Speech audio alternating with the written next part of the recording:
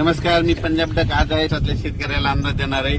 आज राज्यात सांगायचं झालं तुला 17 जुलै काय झालं, नांदेड जिल्हा झालं, लातूर जिल्हा झालं, परभणी, हिंगोली, बीड जिल्हा, बऱ्याच जिल्ह्यामध्ये शेतकऱ्याचे फोन येत आहेत की पावसात नाही, तर त्यांच्यासाठी एक थोडी आनंदाची बात। आणि 17 तारखेला म्हणजे आज नांदेड जिल्हा, हिंगोली जिल्ह्यात, परभणी जिल्ह्यात, लातूर जिल्ह्यात, जालना जिल्ह्यात बऱ्याच ठिकाणी म्हणजे भाग बदलत आज पाऊस पडणार आहे। दुपारनंतर पाऊस सुरू होणार आहे, म्हणून त्यांच्यासाठी आनंदाची बातमी।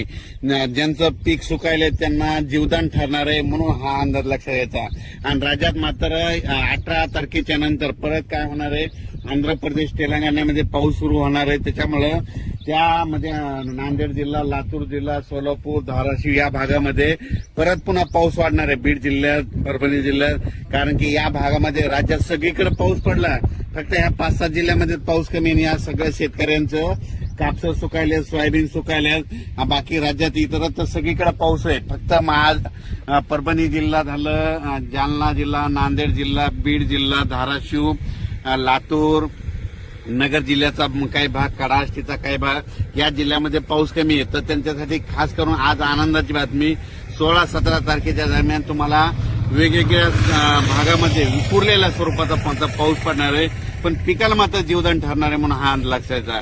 खूप मोठा नसणार आहे, पण शेतामधून पाणी बाहेर निघेल, थोडं पेंडवालता होईल, कुठं रिमझिम पडेल हे लक्षायचं।